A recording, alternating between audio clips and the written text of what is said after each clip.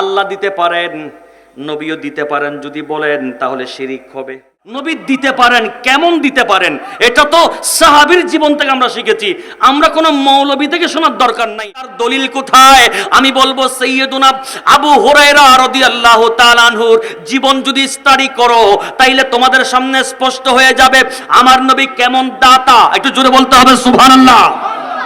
এখানে একটি বড় প্রশ্ন হলো, ওনারা বলেন আল্লাহ দিতে পারেন, নবীও দিতে পারেন, যদি বলেন তাহলে শিরিক হবে।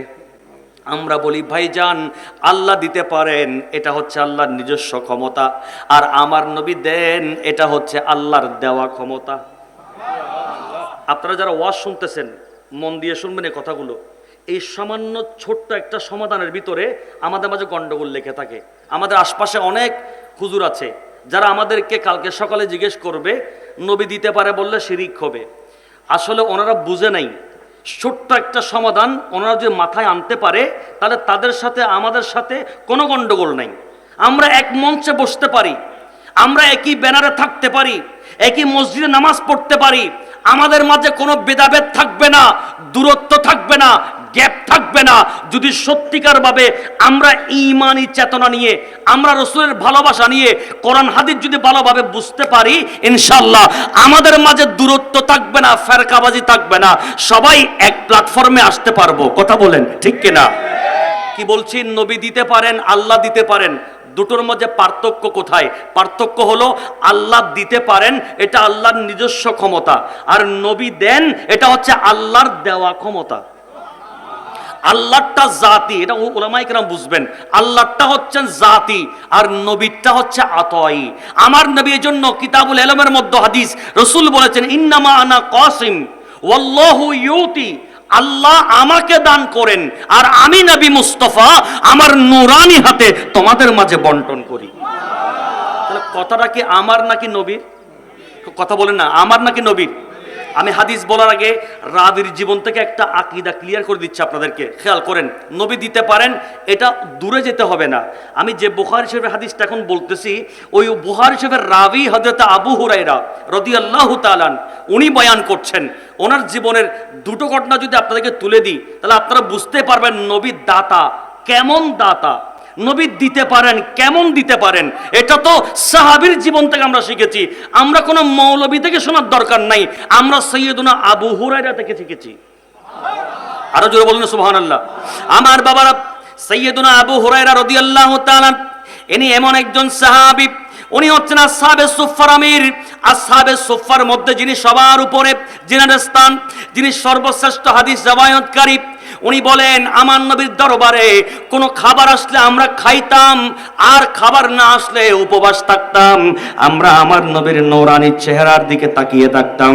আল্লাহর নবীর নূরানি চেহারায় পাকের দিকে তাকিয়ে থাকলে আমাদের পেটের ক্ষুধার যন্ত্রণা আমরা ভুলে যেতাম। আমাদের ক্ষুধার কখনো আমাদের অন্তরের মধ্যে অনুভব হতো না। আমরা কখনো ওই ক্ষুধার যন্ত্রণা অনুভব করতে পারতাম না, আমাদের উপলব্ধিতে আসতো না, আমরা কখনো এহসাস করতে পারতাম না। ও জগতের বন্ধুরা, আমার নবীর নূরানি চেহারায় পাকের মধ্যে আল্লাহ পাক রব্বুল আলামিন এমন রূপ দান করেছেন, নবীর চেহারা যত দেখি তত দেখতে ইচ্ছে করে, যত দেখি ততই দেখতে ইচ্ছে করে। আমার নবীর চেহারা দেখেছি তো দুনিয়ার সবকিছুর মায়া ভুলে গেছি, আমাদের পেটের ক্ষুধার যন্ত্রণা পর্যন্ত আমরা ভুলে যেতাম। একটু জোরে বলি না সুবহানাল্লাহ। আমার বাবারা ভাইয়েরা দেখেন, আল্লাহর পেয়ারা নবীর নূরানি চেহারায় পাক যখন দেখেছেন সাহাবীরা নিজের ক্ষুধার যন্ত্রণাও ভুলে গেছেন। কথা বলেন ঠিক কিনা? হযরত সাইয়্যিদুনা আবু হুরায়রা বলেন একদিন দেখলাম আমার নবীর দরবারে, এটাও সহিহ হাদিস, আমার নবীর দরবারে এক পেয়ালা দুধ আসলো, আর দুধগুলো নিয়ে আমার নবী আল্লাহর দরবারে দোয়া করলেন।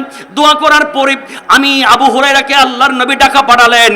আমি আবু হুরায়রা আসলাম, আবু হুরায়রা এই দুধগুলো আমি একা খাবো না, তুমিও একা খাবে না, এগুলোতে আসহাবে সুফফার হক আছে। ওই সাহাবী যারা বসে আছেন তুমি তাদেরকে ডাকো অথবা তুমি তাদের কাছে নিয়ে যাও, বিসমিল্লাহ বলে সবাইকে পান করাও। জোরে বলেন দুধ কয় পেয়ালা? আরো জোরে, দুধ কয় পেয়ালা? এক পেয়ালা। কিন্তু খাইতে পাঠাইছেন নবীজি কয়জন সাহাবী? 70 জন। বলেন কয়জন? 70 জন। পেটের ক্ষুধার যন্ত্রণা যাদের থাকে একজনও যদি টান দেয় এক পেয়ালা দুধ এমনিতে চলে আসবে, কথা বলেন ঠিক কিনা? কিন্তু সাহাবীকে আমার নবী বলেন, সাহাবী রে তুমি যাও 70 জন সাহাবী সবাইকে বিসমিল্লাহ বলে খাওয়ানো শুরু করো। সাহাবী চলে গেলেন, দেরি করলেন না, আবু হুরায়রা দৌড় দিলেন। ইনি তো আমি আর আপনি নই, আমার মতো আপনার মতো কোট্টা মৌলবী নয় যে রসুল এক পেয়ালা দুধ 70 জনে কিভাবে খাবে, শেষ হয়ে যেতে পারে হুজুর, আমি এগুলো নিয়ে কি করব, বেইজ্জত হব, আমি নেব না, এরকম সাহাবী বলেন নাই। সাহাবীর আকীদা হলো আমার নবী মুস্তাফার নূরানি জবান মোবারক থেকে যখন বের হয়েছে এটাতে আমার আল্লাহ অবশ্যই এমন বরকত ঢুকিয়ে দিয়েছেন 70 জন সাহাবী খেলেও এই এক পেয়ালা দুধের মধ্যে কিঞ্চিত পরিমাণ কমবে না। একটু জোরে বলেন না সুবহানাল্লাহ।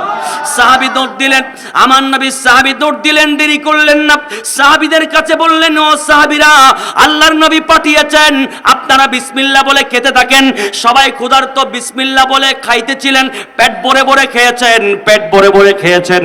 সবাই খাওয়ার পর ওই পেয়ালা নিয়ে সোজা চলে আসলেন আমার নবীর দরবারে। আল্লাহর নবীর কাছে আসলেন, ইয়া রাসূলুল্লাহ, ইয়া হাবিবাল্লাহ, ওগো নবী গো, আমি সবাইকে পান করে চলে এসেছি। এবার আমার নবী বলেন, সাহাবীরে ও আবু হুরায়রা সবাই পেট ভরে খেয়েছে? বলে হ্যাঁ খেয়েছে। বলে তাহলে আমি এবং তুমি আমরা দুইজন বাকি আছি। ও আমার আবু হুরায়রা রে, আমি রাসূল এখন খাবো না, এখন আগে তুমি খাও, তুমি বিসমিল্লাহ বলে পান করো, পেট ভরে খাও।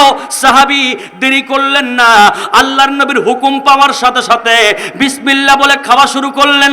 সাইয়্যিদুনা আবু হুরায়রা খেলেন, খেয়ে ফেললেন পেট ভরে।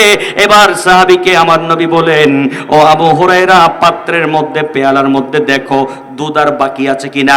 সাইয়্যিদুনা আবু হুরায়রা দেখলেন দুধ 70 জনে খাওয়ার আগে যত ছিল 70 জন সবাই খাওয়ার পরও এখনো পর্যন্ত অতগুলো দুধ রয়ে গেছে। আরো জোরে বলতে হবে। তাহলে আমার নবীজির নূরানি নবুয়তের হাত মোবারক লেগেছে এবং নবীজির নূরানি জবান মোবারক দিয়ে বের হয়েছে, সাহাবী যাও 70 জন সবাইকে খাওয়াও।